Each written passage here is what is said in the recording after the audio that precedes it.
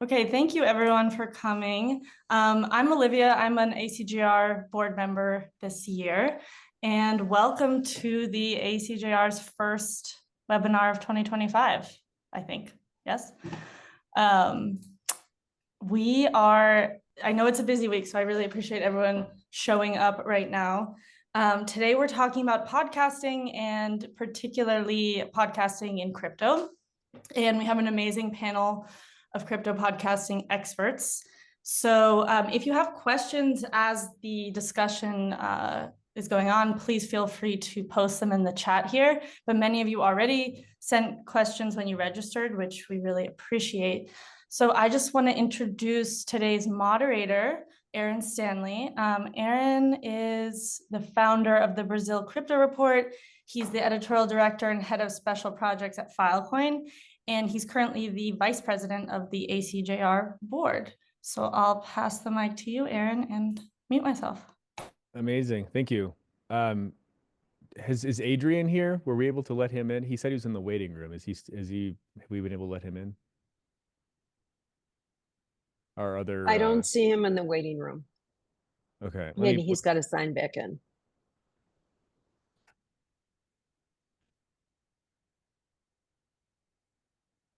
Okay. Okay. Yeah, we probably need. Okay. We need our panelists. Yeah, well, they'll come and he'll get in. I don't see him, but maybe he'll try again. Okay. Okay, great. And then yeah, like I said earlier, it looks like we lost Pedro also because he's in Argentina, so he is on Milei coin duty, I guess. So understandable. But anyway, like really excited to do this and really excited to have Laura here with us as well.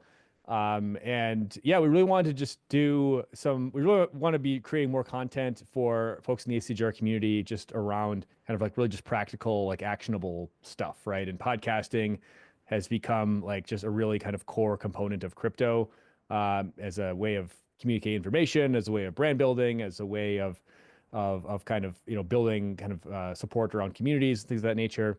And we're really lucky to have Laura, who's probably like the original crypto podcaster herself. So welcome, Laura, and congratulations on all your success. Really excited to learn from you here today. And Adrian just got in. So I wanted to introduce Adrian. Adrian, we actually worked together at CoinDesk back in the day. So he helped out build the CoinDesk podcast network. And now he's actually got his own agency. So I wanted to bring in Adrian because he's just really adept on the kind of the production side, like what all actually goes into this, into the brand building, into producing really good content. He's also been really at the tip of the spear on using kind of AI tools and things of this nature to help create content and kind of, do, streamline workflows and things of that nature. And he's also been producing the NLW show for, I don't know how many years, Adrian, have you worked for, have you been doing NLW's stuff? Probably like what, 2-3 years now? Yeah. Yeah, and, certainly. Yeah, you can introduce yourself. I'll ask you both to introduce yourselves, but anyway, so NLWs, you probably all know, is kind of like this serial podcast or content creator in the crypto world. So Adrian's kind of seen like his rise from the back end and just how he's been able to build his brands up. But yeah, maybe I'll turn the floor over to Laura. I would just love maybe you just introduce yourself and then Adrian, go ahead as well. Yeah, thank you, Aaron.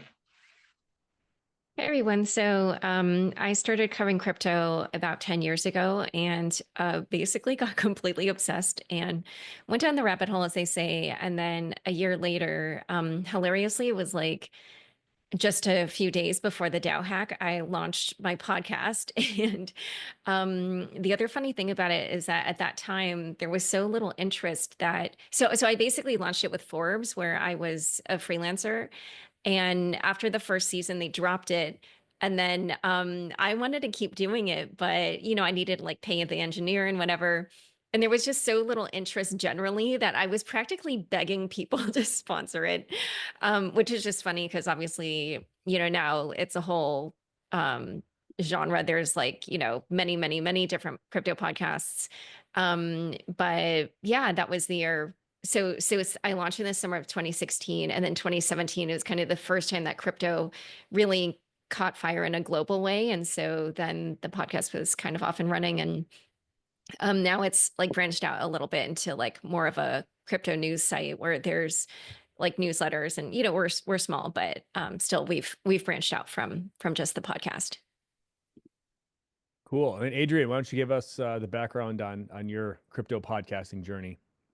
Yeah, absolutely. So started with Adam Levine and I working on Markets Daily, and it's been awesome to take it from there. Like where one of the first things we did, I guess, over the span of a couple years was going from 800 listeners to about 15,000 downloads per show, and using a lot of just like consistency, just being able to script and put out the content at the same time every day.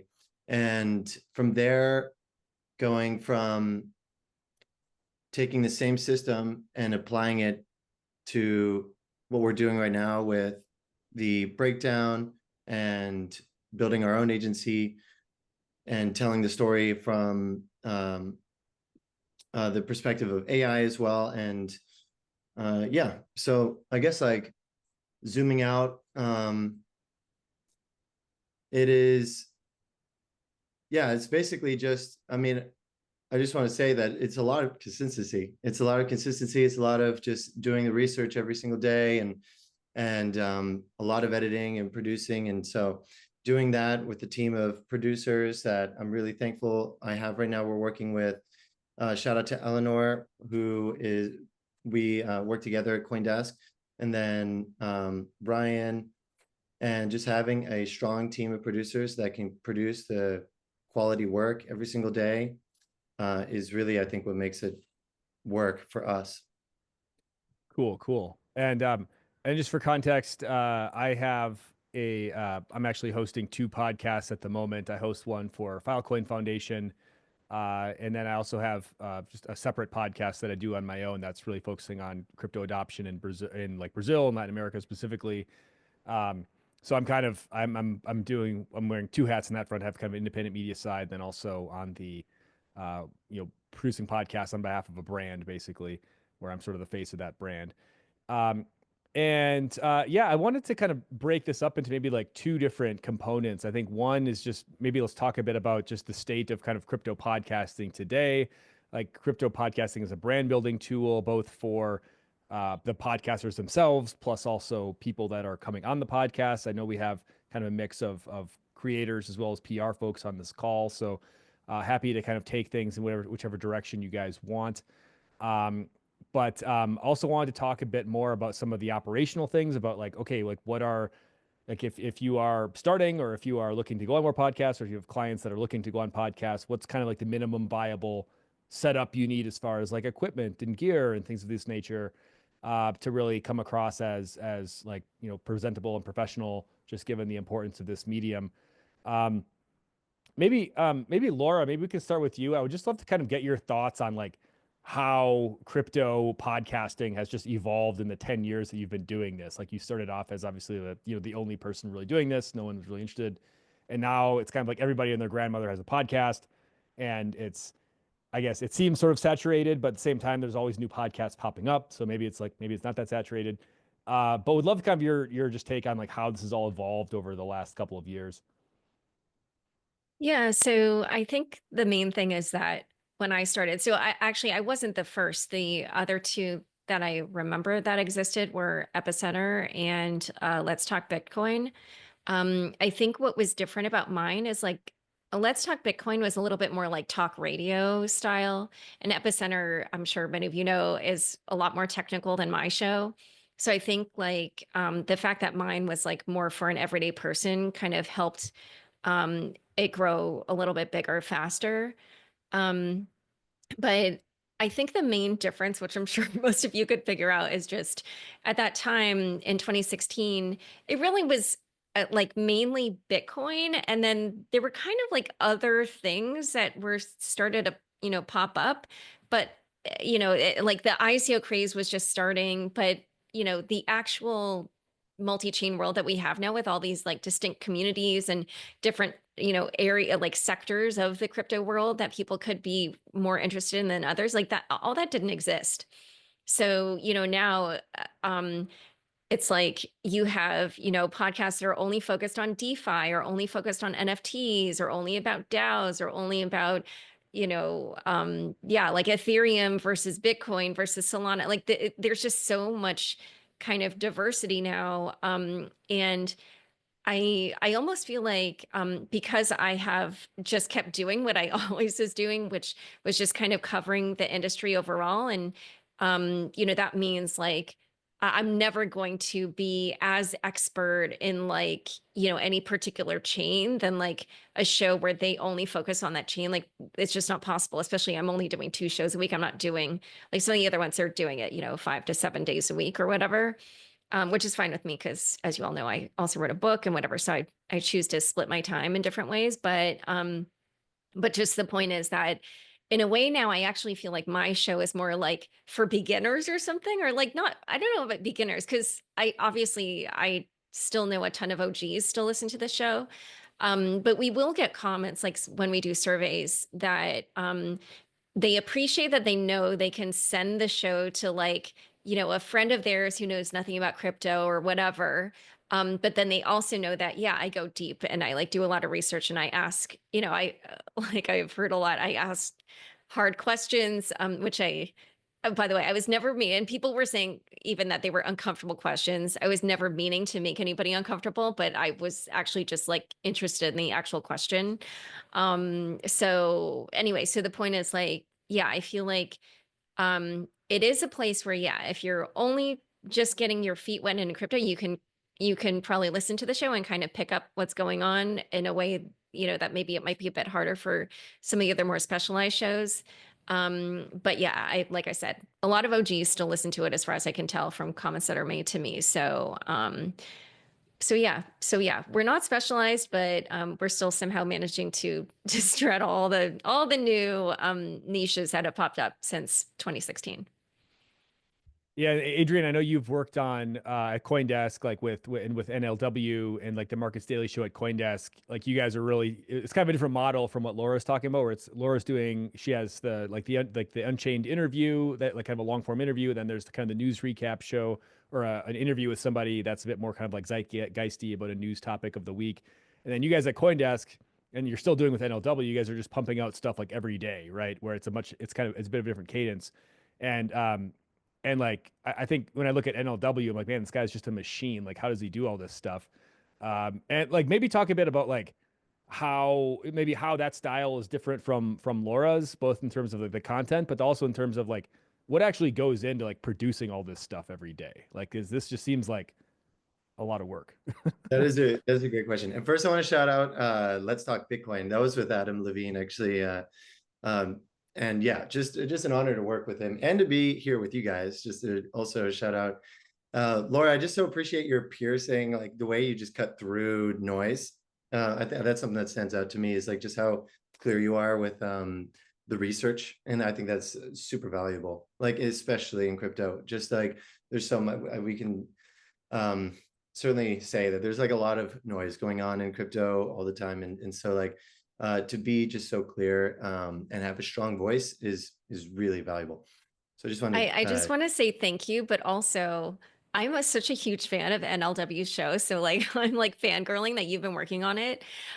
Because so first of all, I feel like it's so well written, and for such a short turnaround where you guys are like basically covering what's super hot like within a day's time. Like that is amazing. And it just has really great research. And I also love that you guys really capture the sentiment from the community so well. Oh, thank you. Yeah, so I definitely would love to like unpack how that all works, because it does take a team, and so I just want to, yeah, huge shout out to NLW for just consistently, even he has shows where he's sick and he will be feverish and continue to record, and just like that is the level of machine that he is. And also he does a couple other things outside of the breakdown, so it's just actually amazing, like impresionante, impressive, just how like constantly he's on. And I want to shout out Scott, who is one of our researchers at the Breakdown, and he is in Australia. So one of the first things, yeah, una máquina, man. He is so Scott's based in Australia, and so one of the first things he'll do is just like he has his way of combing just all the news and everything that's happening relevant, puts it all together into the script, and then starts like working on the things that we're going to highlight, the things that they want to talk about, the things that we can nix, and there's a lot of collaboration happening on a Google Doc, which also I was doing with Adam Levine, for example. And also, I'm not directly like doing that part. That's Scott and NLW, just to like, you know, for context. But then while that's happening, basically as like and taking shape while people are just starting to wake up, because it was already happening like in Australia hours.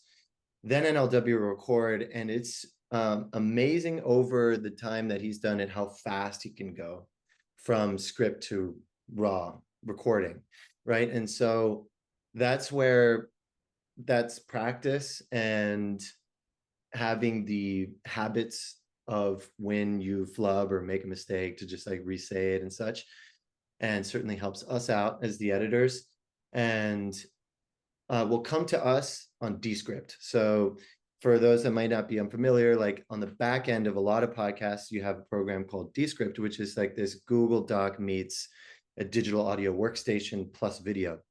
So, and let me know if also there are any questions or I start maybe getting too technical, but Well,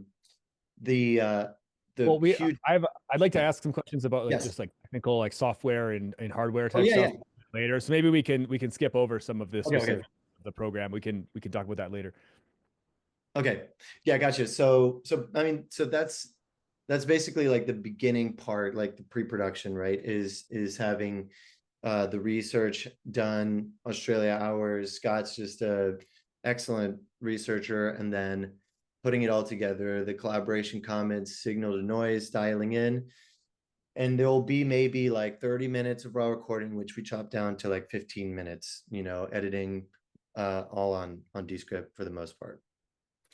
And then for distribution, Jacquez, who is also on the team, he will create a template, a thumbnail using templates, and then on Canva and such, and then push it out on YouTube and all podcast platforms.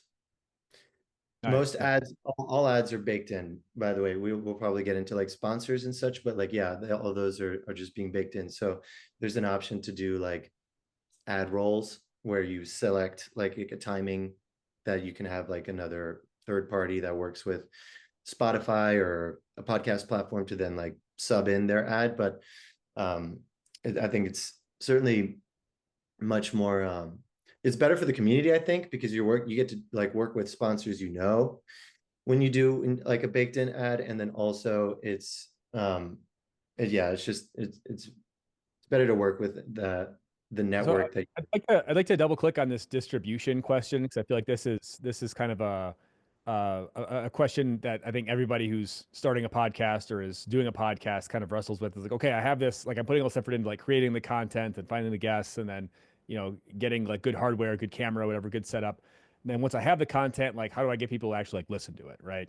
Like Laura have said, like a pretty heavy first mover advantage, obviously.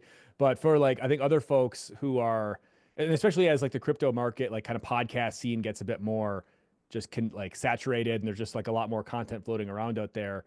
Like sitting here in February of 2025, like what are kind of like the hacks that people are using to get just like more distribution, and just get get in front of a broader audience? Maybe Laura, if you want to chime in there, then Adrian, like your thoughts there too. When you ask that, are you asking about people who are just launching podcasts right now? Well, maybe just talk a bit about like what you guys are doing at Unchained to really try to get like to broaden your distribution, and then we can maybe take that we can maybe circle back to like how a beginner might approach this. It's so funny. I don't know if I have like great tips on this.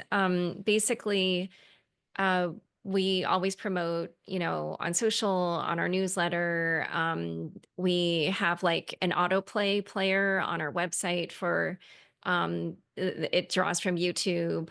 Um, we like basically, to me, it's really just about like picking good topics, getting good guests, picking good topics.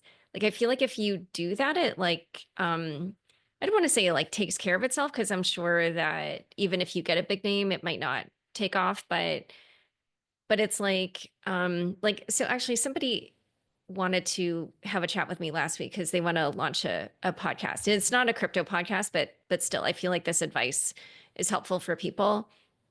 This person was saying like, oh, I just went down this whole content creation rabbit hole, and now I understand there's all these tips about, like how you, make your social clip, or like how you whatever. I don't even know all the what they were talking about, but it's basically like they were watching a lot of videos or reading a lot of posts about like how to go viral essentially, or something like that kind of.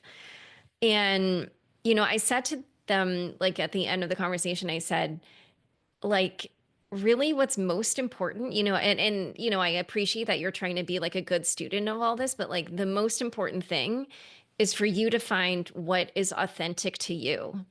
Because if you're just trying to do things for clicks, or you're doing it by this textbooky way of like being like, oh, I know if I do it this way, then a lot of people will watch, or, there's something that just doesn't feel authentic about it. So people will pick up on that. And if they feel like, oh, this is actually really you, and what you're doing is like something the way to think about it is almost like, yeah, when you think about dating, you know, um, you don't just want to um be like, I'll take anybody who will have me. Like that's not how to think about it. It's like, are we a right fit for each other? Do I like this person? Do they like me? Like, do we kind of like resonate? And it's the same with your podcast and your audience. It's like when you are more authentically yourself, or you find something that works for you, you will find your people, you will find your followers.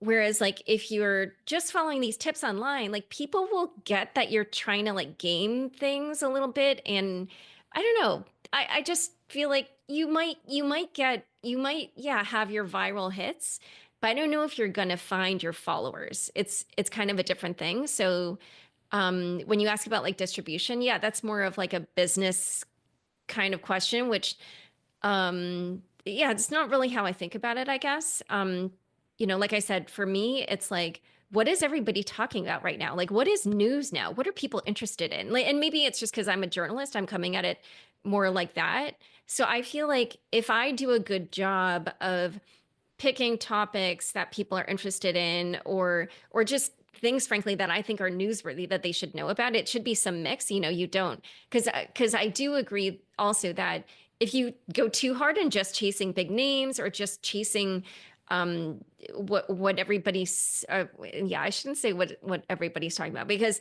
sometimes what everybody's talking about is newsworthy, and sometimes it's not. So it's just, yeah, having your own kind of sense of like, what do you think is important? And yeah, oftentimes it does line up with what everybody's talking about. But there might be times when actually you feel like, wait, this other thing people aren't noticing, like that should be, I want to platform that. So yeah, that's more my tip. I don't yeah, I haven't thought much about I the feel, Laura, I feel like a really good example of what you're talking about is I was just listening to at the gym this morning, this episode you did with Jeff Dorman. I think it was the one you did like last week, where he kind of had this hot take thread on Twitter where he's like, why is everybody like so bearish right now? Like, I don't understand like why, right? And I mean, he's not, I mean, he's like a guy. I mean, he's like reasonably well known, but he's not some sort of like, super sensational, like, million follower on Twitter type guy. But he's like a guy that has some like interesting takes on things. And I feel like you bring him on that show at this point in time was like really like, okay, like the market's kind of like, we just got rugged by Javier Milei, and like everyone's kind of depressed and like whatever. And like, okay, here's this guy that's coming and saying, hey, like, why is everyone, I felt like that was a really good sort of balance to bring in. Like this is like the right guest at the right time. Like I thought that was a really good sort of, I don't know, example of what you're referring to there. Maybe, but I would love for maybe to riff a bit more on just, and I'm sure all the, you know, the PR folks on the call here would love to get some more insight into like just how do you think about like just guest selection and topic selection and how, and like sourcing guests. Is this, you know, is this something that's, you know, are you like taking pitches for this? Or are you just, or is this something like, hey, like I'm just kind of pulling on people that I know or people that I see posting interesting things on Twitter? We Or definitely how do look you- at pitches, but the fraction of shows that start with a pitch is way smaller than the fraction or the percentage of shows that are just based on like what's happening now. What are people talking about? You know, so every once in a while, we also do shows where it's just like big names. And then frequently we will ask them about all the things that people are talking about because people are interested in what those people are saying. So that in a way is like, I wouldn't call it like breaking news, although sometimes they do reveal things that are newsworthy, but it's more like, you know, you may not frequently hear from this person. You haven't heard from them on this particular topic. And here's your opportunity to kind of hear about what they think about all this stuff going on. But I basically, I'm just trying to think. So the thing about pitches, which, you know, I'm sure PR people are just going to know this. Usually PR people are pitching something positive. And usually what's newsworthy is not something positive. Something positive is like, this is going well, or this is going right, or, you know, we want publicity for this thing. And news is like something went wrong, like something's not going right, and they don't want you to know about this thing. So they're not quite always the same. There's like a little, you know, Venn diagram overlap, but that's why it's like, you know, skewed away from the kind of stuff we get pitched. So yeah, hopefully I didn't just like dash the dreams of every PR person. I'm sure they probably know that already. So hopefully I'm not revealing anything too crazy to them. But yeah, honestly, even just right before coming on here, I tweeted because this week there's so much news. I'm sure you all know there's so much news this week. So I literally just tweeted, what do you guys want to hear about on Friday? Because to my mind, it's like the Malay thing is huge. I see this big argument about meme coins. And then obviously the theory that Jack Dorsey is Satoshi is another big thing. And frankly, like last I checked, it was neck and neck between the Malay thing and Jack Dorsey, which makes sense because those are both like newsy. The meme coin argument maybe is better for our Tuesday show where it's like a longer form show. You can have a discussion, like it can go a bit more in depth. But anyway, so point is that, yeah, the way we tend to think about it is more a little bit like, what are we interested in? What are people interested in? Like, what is newsworthy? Can I add on the distribution question, Aaron? Yeah, go ahead. And then I'd like to open it up for some questions from the audience here as well. So if folks feel free to drop questions in the chat if you have them. And I've got a few that were pre-sent in before we started also. But yeah, go ahead, Adrian. Well, I just want to like, I feel like this is important and a good time to like kind of address that. Like, I think when you want to expand your audience, right? Your question was like about how you use distribution techniques to like get more eyes on your podcast. I think that there's this transition now from podcasts being like this NPR radio thing that you would listen to in the car to now everything being a video podcast, right? And it's from there, like one of the biggest actually things that we found to be really successful for getting like hundreds of thousands of more views is creating simple short clips that highlight nicely elements of the podcast. So I know it's like, it's almost like the podcast and a longer form, maybe 15, 20, 30-minute show is actually more kind of like farming for these social clips that then you use nice like branding and put it out on X, put it out on Instagram, and it just gets reposted and spread out. And I would say that's one of the things that like when like acknowledging this transition was one of the things that makes tonal media stand out for us, which is that from CoinDesk being just kind of like on the audio side of things, like to then actually combining music, strong branding, strong social clips that then started to spread around and like embers, just like it's interesting to see the numbers actually from the social clips that just point back to your platform or community as like the most the hack, I guess, like the way to actually distribute Can I double click on this? Because I think this is interesting. And we've had this emergence of like these AI like video like clip generator apps, right? And there's at least like 3 or 4 of these things that I'm aware of that I've tried using, and they're super useful, right? You just drop your video in, it spits out like like 15 or 20 different clips. You kind of go in, you edit them, you clean them up a little bit, and they're super helpful. But at the same time, it's like once you've used one of these services, like you can instantly identify when somebody else is also using the same thing, right? Anytime I see on X, that's like, okay, that was generated using like Opus or Video AI or one of these things. And it's like it kind of like cheapens it a little bit, right? But then you see these clips where it's like, okay, somebody actually did some real editing on this and actually put some thought into it. And that's the thing. That's the thing that like Laura, like you're saying that, authenticity actually is the game here. It's like this is the most valuable thing is being authentic now when you have all these bots and like things that can help you make these edits kind of like through a cookie cutter kind of template. And so but authenticity now is not just in the script or not just in your voice. It's also now in the video. It's also in the music, in the way that you create an edit, and just making something look and feel like authentic and true, like to whoever is creating that content, right? Like, like that's actually something they're interested in, amplifying that, emphasizing that through the edits, through the music, through the branding, you know what I mean? So that's what really stands out. We actually had a couple of questions submitted ahead of time from participants on this kind of audio only versus video dynamic that we've kind of seen playing out over probably the last like 2 years or so, where like, and it seems like pretty much every podcast now, or a majority of podcasts are now video podcasts, right? There's very few folks it seems like very few folks are doing just audio only. And, is this, I mean, like, does it really matter? I guess is maybe is this more of like the YouTubes and the Spotify's of the world are like promoting video content more? So it's, and obviously YouTube is a very powerful search engine, right? So if you don't have a YouTube channel, like you're kind of missing out on some easy discovery there. But like, is this, I don't know, like what's driving this transition? Like, is this beneficial? Like, is this really just us kind of being like slaves to the algorithms of the platform, of these platforms that we're like, okay, we got to do video stuff now. Maybe I'll open that up to whoever wants to take that. I think that it is a kind of a mix of everything. Like it is working with the algorithm. It is the social media platforms that also allow only a certain amount of time to then like be put in the algorithm a certain way. Like if something in Instagram, for example, or X is over 90 seconds, then it becomes a longer form thing. And then just doesn't get pushed as much.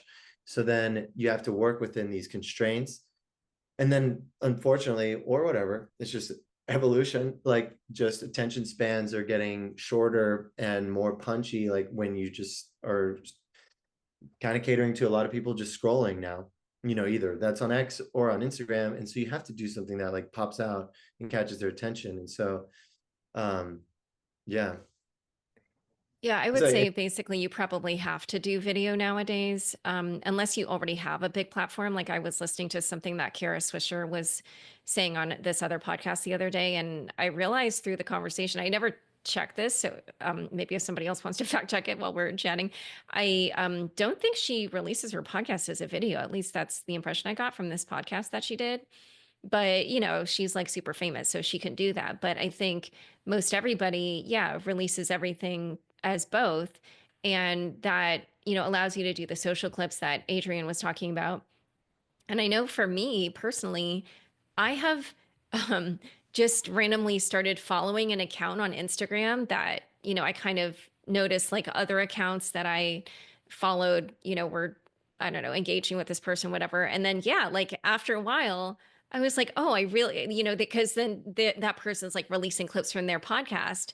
And then I'd be like, oh, I really want to listen to this podcast. And so now I'm like listening to the podcast. So I feel like it is a pipeline that actually works.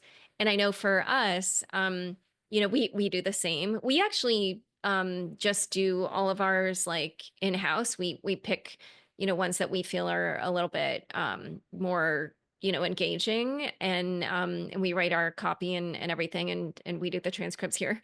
Maybe if we used an AI, it would be faster, cheaper. I don't know, but also crypto is so there's it's very much a subculture. There's a certain kind of knowledge you have. Like, I feel like I'm constantly looking to hire people that I consider crypto native, because if you end up with somebody who like has an okay knowledge of crypto but isn't quite crypto native, it's frankly really hard for them and for the rest of the team. So but yeah, like I would say again, and I don't know if people here are all trying to do kind of like journalistic type podcasts, like news podcasts, but and so maybe my tips would be helpful for them. But I do feel like when we are talking about something that everybody has been talking about, or it's just like the big news for that week, then those clips get way more engagement. So I feel like, how many times have I mean, thank God this hasn't happened too many times, but we always record that Friday show because it is the newsy show on Thursday. There have been times in the past when on Thursday morning I wake up and I'm like, oh my God, we have to change the podcast. And we like cancel the guest. And then, we have to book somebody really fast because we need to record it by a certain time in order for us to have the time later in the day to produce it. So, I thankfully it hasn't happened that many times, but like it happens. And you have to be willing to do that. And frankly, in general, at least in my opinion, it is helpful if you record very close to when you release it. There used to be a time when I would record the podcast a week or two in advance, whatever. And now, no, we try very, very hard to do it the day before. And if we can't, then, the day before that. We have a couple of other questions in the chat or that were pre-submitted here. If you guys do have other questions, feel free to drop them and we'll make sure we get to all of them. But like, I mean, I feel like there's so many different like podcasts, or so many different people starting podcasts. There's Twitter Spaces now, X Spaces, and I want to kind of get like a vibe check on are spaces kind of becoming like the new podcasts? Like, is this sort of the next medium that's kind of like the next frontier now that podcasts have become pretty like normalized? And maybe to kind of piggyback on that, like, does it even really make sense to start like a new crypto podcast in 2025? Like, or are we just kind of saturated in this market, or like, should folks who are looking to kind of, get an inch or get an in this world, should they be looking to like other mediums perhaps to really sort of establish themselves? I would say so. I honestly, and I'm sorry, I don't agree with the part where just like podcasts are saturated, but I do agree when a new platform launches, if you kind of go there early, like, if people are going to hate me for this, and I hate myself for saying this, but if I think back to when Mario Nafal started, he was like a nobody in crypto. And then he just dominated spaces when it was like a new thing. And then, as you all know, like his spaces were the ones where like Elon Musk and like all these other people were participating for talking about SBF and FTX. So like, yeah, I feel, and now obviously he has a big business, whatever you think of the business is a different thing. But the point is, it's a big business on Twitter Spaces. So yeah, I would encourage, like, if you see a new platform that doesn't have, as much competition, like that could be an advantage for you. And then jumping to a couple questions from the audience here, there was one about diversity, like how do you factor in diversity in like selecting guests? And then we have a couple others here about one from Kyle about like how do you balance like entertainment with investigation in an hour or less? What about reoccurring segments? Maybe Adrian, I know you've done a lot of kind of interesting formats like yourself and with NLW kind of on almost trying to do these podcasts as more of like almost like an extended like NPR type of segment almost, where it's really more of, it's not just like we're just interviewing this person, but we're going to kind of take the user on a journey, or the listener on a journey, et cetera. But maybe I'll open both of those questions up to both of you guys if you have any thoughts there.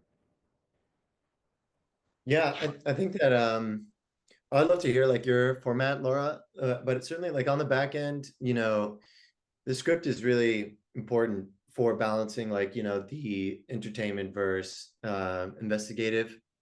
So I guess like I'm going to try and answer that best I can. Like, you have segments in the script that like are more headlines and newsy, and then you have like maybe a guest segment, right? And like maybe the guest segment is an opportunity to like actually have more of like a conversation and allow like maybe for more of that energy, like spontaneous energy, to come through as well.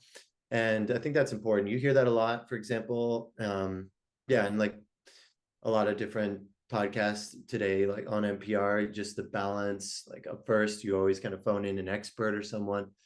But yeah, I think that has to do with the way you structure the script, for us at least. I wanted to make one more comment about the video question before I address the diversity question. But basically, something that I've realized is that there are two types of people in this world. There are people who prefer audio, and there are people who prefer video. So me, I prefer audio. I pretty much never watch anything. like I'll watch, like comedy on YouTube where you need to see the comedian's face and everything to like understand the whole thing. But if it's just like information, then I multitask. I just listen to it on audio. I don't care to watch. Like, it doesn't, I'm not going to just sit down and like watch something where people are just talking. That's just me. But I can tell from the way people talk to me, there are people where they only watch our podcast. And I'm like, oh, that's crazy to me. But obviously, I'm not you. So that's how you prefer it. So that's one other reason why I feel like everybody's doing both, is because you just don't want to close yourself off to this whole other audience that, for whatever reason, they don't prefer audio. As for the diversity question, it's definitely something that we think about and are aware of, and we kind of track it. But in an industry where like probably, I don't know, minimum 80%, maybe as high as like 90% of people in the space are men, like uh, there's just no question, like your guests are going to be heavily skewed more towards men than women. I literally, we have a spreadsheet where, we track all kinds of stuff. And one of the columns is like gender, like one male, two males, like, because we frequently have two guests, one male, one female, and two females. So we like literally just track it, just because it just helps to visually see, like, and they're all color coded. So it's like just helps to visually see like, oh, are we having this super long stretch of men? And yes, usually we are. Organically, there have been a few times where there's been a stretch of women, which is cool. But yeah, it's just much more rare. But because like I said, we're going after news, what everybody's talking about, blah, blah, blah, all those things, that it just can't be the main consideration. And I don't think it should be for a news show like that just doesn't make sense. But it is something that we're aware of. Race is like a harder thing, and actually we don't really track that. But I am aware that obviously there are certain groups that are less represented and other groups that are more represented. So it is something that we think about as well when we're like looking at how we cover something. But thankfully, the nice thing is also crypto's so international. So I actually feel like, probably compared to most kind of like tech and finance podcasts, like, not that I'm a huge listener of either type, but I would guess that we have a bigger diversity of races. I'm just guessing. So if anybody is more familiar with those podcast spaces, maybe I'm wrong, but that would just be my conjecture. Yeah, and I think Laura, when you're doing these shows, you're trying to turn these things around quickly, and a lot of these things are kind of reactive to news events. It's like you're just trying to get like whoever's available, like like whoever who can like talk about like Eigenlayer or like Javier. Yeah, Milei, but we are usually trying to get the best person available. Yeah, on like the short, like I need the best person who's available in the next 3 hours. It's like that. So Yeah, sometimes you like beggars can't be choosers necessarily on that type of thing. I want to spend a couple of minutes just talking a bit about kind of like hardware and software and different tools. And there's just been a lot of like evolution in this space with just making podcasting like more just accessible to just like really anybody. You know, I even for my setup here, I even have like a teleprompter now where I can like I can scroll the the script like up and down using like a foot pedal and just like stuff that like Laura, when you probably started, this stuff did not exist, I'm assuming. And Oh like my the, God, I don't even have that set up. I didn't even know you could do that. Now I'm gonna like look into buying that. it's actually it's like now that I'm using it, I'm kind of like addicted. Like I'm kind of like beholden to this thing. It's anyway, but it's super helpful. But like I guess the broader point here is that the hardware and like just the cameras and the microphones, like all this stuff is super available. It's not prohibitively expensive, and the software tools, everything from like using a StreamYard or Riverside to Adrian, I want to get your take on some of these like AI tools that you've been trying to deploy to like streamline workflows. We talked a little bit about like the AI clip generators and all this kind of stuff, but like there's a lot of these tools that we have at our disposal now that can we can really do the work of what would 10 years ago probably have been like a 10-15 person team. You can now do with like maybe 1, 2, 3 people just using a lot of these tools. So I'd love to maybe just get a sense from both of you about like kind of what are some of like the core tools that you guys are using in your workflows right now that maybe people who are just starting out or thinking about starting out like should be aware of that these things exist. Maybe Adrian, we'll punt this one to you, and then Laura would love to get your thoughts on this as well. Yeah, that's a great question. And I love this stuff. This is something that we really appreciate doing, researching all the time at Tonal is the new tools. That's like one of the things we're just always actively researching. And shout out to NLW, who is also reporting on this stuff with the AI Daily Brief. So it's great. We get to learn about this stuff as it comes out. But real quick, that I think that like you were saying also, Laura, that if I can just real quick jump back to like the podcast market being, or podcasts in general getting saturated, I actually think that because these tools are becoming more available, it's actually more and more people are down to start a podcast. And actually it's almost like becoming more normalized that like our company has a podcast. That's how we tell our story. That's how we do this. That's how we like are able to share and update people.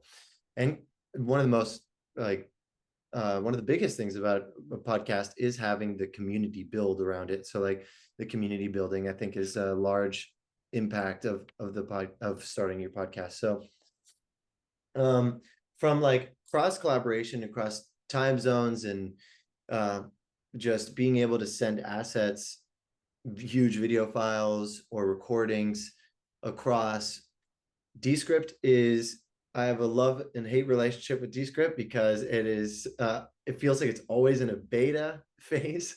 It's always kind of running a new update, and it's like we fixed that thing and then now this doesn't work so great. But then it even with that, like in the constant updates, Descript is really useful for in time and real time editing and sending of assets. So it's like there really isn't like an uploading and then you share a folder link and then you download it. It just, you record straight into like a canvas that feels like a Google Doc with then a waveform on the bottom and video, and then a video panel. And so you can do all your editing. You can add your motion graphics, your alphas, your captions, your audio editing, your music.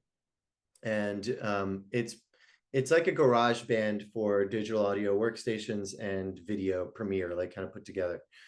So Descript is a great place for all of the material to get together and to share it across between clients and all to then go out and publish, like to get the final product. And in terms of like gear, if like you are working with video right now, for example, I'm using Continuity Cam with my iPhone 14. And I think it looks pretty good, and you can get excellent quality, and it's totally wireless. Like I'm moving my computer right now and nothing's connected. I could go across the room and it works pretty well. And so it's just that was like a recent update, I guess iPhone 14 and up. which just is a new protocol between Mac computers, which allows you to use a super great camera. And so you don't need like a super duper setup visually. You can just pull out your phone and then turn it sideways, which will then automatically signal that it's in continuity cam mode. So that's super easy, and you can do that across anything that receives video signals. And then for mics, I think you were joking, William. Teenage Engineering did just create an excellent microphone called the TP7. I believe this is what you're referencing. And like, you don't need super state-of-the-art mics like these, but they are amazing. That's more like for field recordings, like for investigative, like audio recordings and such. But like, I just used my Tascam DH47. It's like one of the oldest mics, and it sounds great. And then we do use a lot of plugins to do like the processing on the audio. I mean, we come from music. So one of the three plugins that are super integral to our setup, and we run everything through these, is RX Isotope. We do the leveler, which is a great way to just like level out the volumes without adding a feeling of compression, and brings up quiet sounds, lowers the ones that are super loud, and can do a little bit of de-essing. And then we use Wave Factory Equalizer, which helps, like, it's like a dynamic EQ. So it if like, you have a cheap mic or someone's just on their AirPods, then the high end gets rolled off. And so it does nicely in helping, like, per word, actually as like the audio is being processed and being said, it impacts, like, we need a little bit more S here, we need more mids here, and so it does. Can I chime in really quick on the Yeah. because we have like a few minutes left here, so I want to there's a couple points. Go on. Like, no, I mean, it's all helpful. I mean, I think it's good to know. I mean, there are a lot of things that we can do like on the back end to like make audio and video like look better and sound better, right? But I think if people if the guests if they come in and they're just using like just the basic like laptop hardware, like the standard laptop mic and camera and stuff, and they're in like a really kind of like ugly backdrop where it looks like they're in like a prison cell or something. It's like, okay, like there's not like much we can do about that on the back end, right? So like I've been, when I'm booking guests, I'm like always trying to encourage people, like, make sure like whatever like the best hardware you have access to, like, please use it, right? Because it really does, like, we can kind of manipulate things on the back end to make it look and sound better, but like, if the input, it's kind of like a garbage in, garbage out thing at the end of the day. Like if you're using a really crappy mic, like it's not just we're kind of limited what we can do on the back end. So Yeah, I've been I like, actually I have a set of really basic and very practical tips, but I run through a checklist at the beginning of every episode, or sorry, not the beginning, but before we start recording, where I'll ask how to pronounce their name, what their title is, if they can put their phone in do not disturb. I have had two shows that got interrupted by landlines ringing. So for a while I asked about landlines, but now I finally ditched that again. I don't know if I should keep doing that. Anyway, I informed them because also, so when we do our ad breaks, since they're hard coded and later, they're not like playing live. And I have had guests when I do the ad break think that they can like get up and move around. So I'll tell them we're going to pretend to do an ad break, but we're just going to keep talking. And then I've also had guests, like when I went to read the credits, because, I say goodbye and then I read the credits, they have logged out. So I'll have to tell them, when I read the credits, please just stay here. Because also I need to wait for those files to upload. So I'm pretty sure that's my full checklist. But sometimes people say like, oh, this is a really good checklist. And I'll be like, you're listening to a history of all the mistakes that have ever been made on the show. So, if I can spare any of you some time, that's yeah. Hopefully you won't make those mistakes. yeah, and like I mean, the reason I always kind of harp on this point of like just bring the best equipment that you have, or tell your client or your guest to bring the best equipment, is like I've had a lot of people come and complain afterwards saying like, oh well, like I don't like the way my audio sounds on this show, or I don't like the way my video. It's like, well, you're using just like your laptop microphone, like in a, you know, a room with, you know, with that has like no acoustics in it, right? So it's like it's gonna sound bad. There's like only so much you can really do about it, right? Yeah, by So the way, if they are using their computer mic, then I just tell them don't touch your computer while we're talking because you won't hear anything, but it will be so loud for all of us. But honestly, for at least in my opinion, the MacBooks, the computer mics are pretty good. If you're not in an echoey room, then even better. But yeah, sorry, there was one last thing I was going to say. Echoey room, the setup. We do send them a list of instructions before, and I think we also put in the calendar invite where we explain like it's good if your webcam is at eye level, so you know it's not like one where it's looking up at the person. And you know we talk about like it's nice if you have well, you know, clear lighting because sometimes people have like a really bright light behind them and it's also very bad. So yeah, we try to let them know all that in advance. Not that people read a lot of it, but you know, I think it helps somewhat. well, and I think with the transition to video that we've been talking about, I think that like audio is like easy enough. It's like, okay, as long as you have like a decent microphone, it's fine. But with video, there's just a lot of other stuff. Like not everyone's going to be an expert in like lighting, right? Or like, you know, how do you know that like, you know, the natural lighting versus artificial lighting or like camera angles or all these, there's just a lot of extra stuff that people have to think about if you're doing video, like your backdrop and like make sure your kids aren't running around in the background and this kind of stuff. Um, so I think there's just a lot more things that people have to kind of think about as we, you know, where audio you can kind of get away with sort of fudging these things, but the video it's a, you know, there's just a lot more kind of specialized knowledge there that you're not necessarily expecting people to have. So I think to our PR friends in the audience, if you can help sort of educate your clients on some of that stuff, you know, that would definitely be appreciated. Well, I think we have to wrap. We're at 11 a.m. Eastern here. But maybe Laura, Adrian, I'll turn it back to you guys for any final words, and then we'll kick it over to Olivia, who's going to close us out. No, I don't have anything more to add. I, you know, just wish all of you that are thinking about launching podcasts or something similar a lot of luck. And I hope that the tips were helpful. Yeah, likewise. And do it.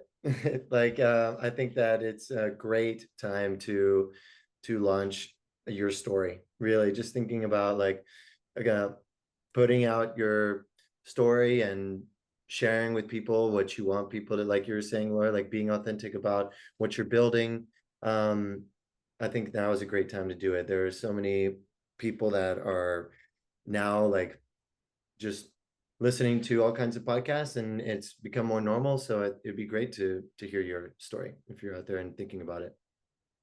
And can I add one actual final thought that just occurred to me recently when like Dave, you know, I guess David Sachs, who's like the new like crypto AI czar, right? And this guy, well, all these like all in podcast guys, right? They've kind of like built their, I feel like they have like this authenticity, Laura, that you've been talking about, and like they've just been kind of riffing on these issues, and they're, you know, they disagree with each other, they bring on interesting guests or whatever, but they've been doing this for so long, and like, I mean, how many people had heard of Dave? I mean, I guess these are like reasonably well known people, right? But like, I feel like the fact that they were doing these podcasts and they were just like communicating their views on these subjects in just organic, authentic ways was kind of like the reason that like David Sachs got tapped to be this crypto czar. It's just because like, well, he's got a long kind of history of talking about this subject and whatever, like, you know. So I feel like even if nothing else, it's just a great way of having like putting your own kind of like personal brand out there and constructing kind of like this history of just like what you feel about stuff or like what you're interested in or what your specialties are. So anyway, it just kind of came to mind. Like, I don't know if he would have been selected for this role if he hadn't been doing this all in podcast for the last however many years. Anyway, so Olivia, I'm gonna turn over to you to close us out here. Thank you so much. Thank you to our panelists. This has been really awesome and we're getting a lot of good feedback, and maybe there'll have to be a part 2 because I think there was a lot of interest in this topic. So yeah, thank you all. There will be a recording put on YouTube on the ACJR YouTube channel, and we'll also do a little write-up of the notes from this webinar, including those specific tools that Adrian mentioned, which is super useful information. Lastly, I just want to do a really quick plug for the ACJR. So as you know, this webinar was hosted by the ACJR, and we're the largest community of journalists and researchers in crypto.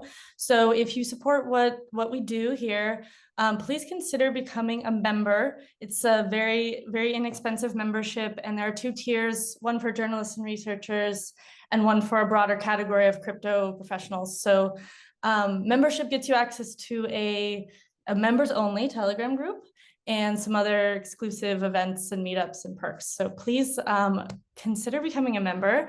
You can go to acjr.network to find out more. I put a link in the chat as well. And that's it. Thank you everyone for your time. Cool. Thanks all. Yeah, thank you, everyone. And great to see you guys. Thanks, everyone. Bye.